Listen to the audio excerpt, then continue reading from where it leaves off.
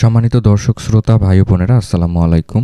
Stock investor BD চ্যানেলের পক্ষ থেকে আপনাদের সবাইকে স্বাগতম জানাচ্ছি। আমি আজকে আপনাদের সাথে ঢাকা স্টক এক্সচেঞ্জের প্রধান সূচক ডিএসইএক্স ইন্ডেক্স নিয়ে আলোচনা করব এবং আগামী সপ্তাহের প্রথম কার্যদিবসটি শেয়ার বাজারে কেমন যেতে পারে এই বিষয়টি আপনাদের সামনে তুলে ধরার চেষ্টা করব এবং আলোচনার মাধ্যমে বুঝিয়ে দেওয়ার চেষ্টা করব। সো হ্যালো, আমি Yasin Shoaib, welcome to my channel. দর্শক, আমরা বিগত সপ্তাহে শেয়ার বাজারের দিকে লক্ষ্য করলে দেখতে পাচ্ছি দরবেশ বাবাদের যে ক্ষমতা ছিল সেই ক্ষমতা থেকে কিন্তু তারা অব্যাহতি নিয়েছে এবং তাদের ক্ষমতা চলে যাওয়ার পর থেকেই কিন্তু আমরা লক্ষ্য করতে পারছি যে শেয়ার বাজারে একটি বড় ধরনের আপট্রেন্ডের র্যালি আমরা পেয়েছি। তো আলহামদুলিল্লাহ, দরবেশদের হাত থেকে যেভাবে দেশমুক্ত হয়েছে এবং একই সাথে শেয়ার বাজারের যে ক্ষমতা ছিল সেটিও কিন্তু দরবেশরা হারিয়ে ফেলেছে। তো এটি কিন্তু একটি পজিটিভ লক্ষণ যে আমাদের শেয়ার বাজারের সামনে আপট্রেন্ড করার। তো তারা যখন ক্ষমতায় ছিল আমরা অনেকেই কিন্তু এই শেয়ার বাজারের বিষয়ে ঠিকভাবে কথা বলে উঠতে পারিনি। আমরা যদি এখন ক্যান্ডেলস্টিক প্যাটার্নের দিকে লক্ষ্য করি তাহলে দেখতে পাচ্ছি যে বিগত সপ্তাহের শেষ কার্যদিবসে কিন্তু আমরা একটি বড় ধরনের আপট্রেন্ডের র্যালি পেয়েছি এবং এই র্যালিটি কিন্তু 5,924 পয়েন্ট পর্যন্ত আপট্রেন্ড করেছে। তো বিগত দিনের 3 কার্যদিবস পর্যন্ত কিন্তু আমরা একটি পজিটিভ সিগন্যাল পেয়েছি এবং ভলিউমের দিকে লক্ষ্য করলে দেখতে পাচ্ছি স্ট্রং একটি গ্রিন ভলিউম আপট্রেন্ড করেছে এবং আগামীতে শেয়ার বাজার আপট্রেন্ডে যাওয়ার একটি পজিটিভ সিগন্যাল আমরা পাচ্ছি। বিগত সপ্তাহের শেষ কার্যদিবসে আমাদের শেয়ার বাজারের দিনটি শুরু হয়েছিল 5,618 পয়েন্ট থেকে। দিনটি হাই করেছিল 5,932 পয়েন্টের পর্যন্ত এবং দিনটি লো করেছিল 5,669 পয়েন্ট পর্যন্ত এবং মার্কেট ক্লোজ করেছে 5,924 পয়েন্টের কাছে এবং মার্কেট মুভমেন্ট লক্ষ্য করলে দেখতে পাচ্ছি 306 পয়েন্ট আপট্রেন্ড করেছে।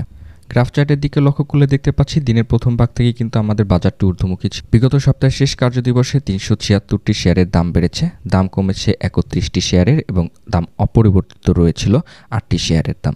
তো যে সকল শেয়ারগুলো বিগত সপ্তাহে প্লাস ইন্ডেক্স কন্ট্রিবিউট করেছে সেখানে উঠে এসেছে গ্রামীণফোন, বিএটিবিসি, রবি, ওয়ালটন, ইউনাইটেড পাওয়ার, ব্র্যাক ব্যাংক, স্কয়ার ফার্মা, ইসলামী ব্যাংক এবং লাফার্জ হোলসিম বাংলাদেশ।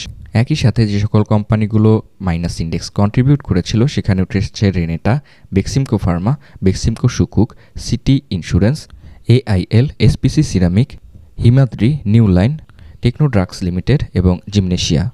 তো দর্শক, আমরা যদি এখন বর্তমানে ডিএসইএক্স ইন্ডেক্সের সাপোর্ট এবং রেজিস্ট্যান্স লাইনটিকে একটু লক্ষ্য করি তাহলে দেখতে পাচ্ছি বর্তমানে আমাদের প্রথম যে সাপোর্ট লাইনটি রয়েছে 5,478 পয়েন্টের কাছে, দ্বিতীয় যে সাপোর্ট লাইনটি রয়েছে এটি রয়েছে 5,209 পয়েন্টের কাছে এবং তৃতীয় যে আমাদের সাপোর্ট লাইনটি রয়েছে এটি রয়েছে 5,044 পয়েন্টের কাছে।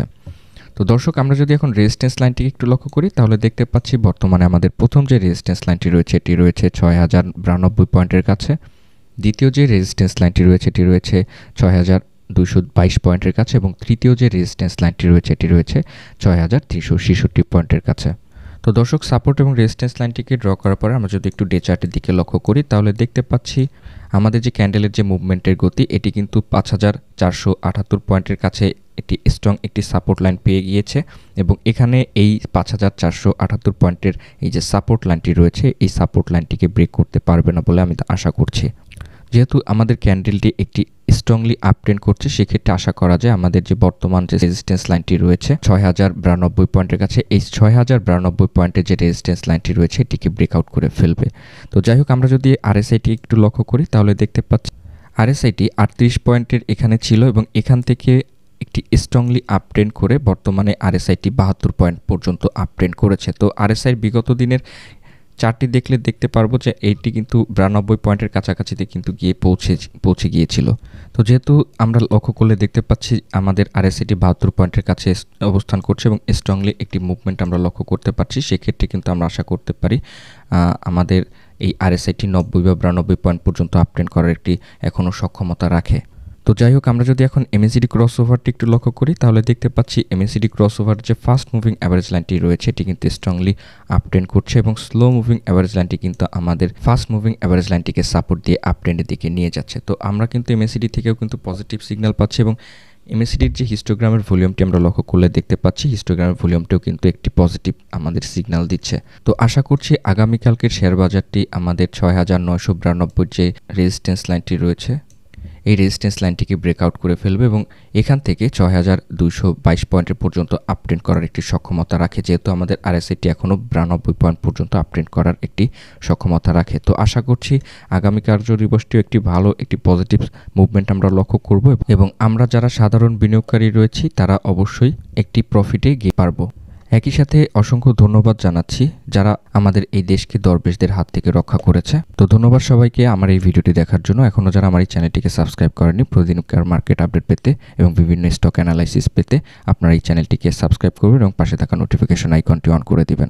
অলরেডি যারা চ্যানেলটিকে সাবস্ক্রাইব করেছেন তাদেরকে অসংখ্য ধন্যবাদ জানাচ্ছি। তো যাওয়ার আগে আরেকটি কথা বলছি, কমেন্ট বক্সে বর্তমানে কোন কোন শেয়ার নিয়ে আলোচনা করলে আপনাদের উপকার হবে এই বিষয়টি আপনারা একটু কমেন্ট বক্সে লিখে জানাবেন।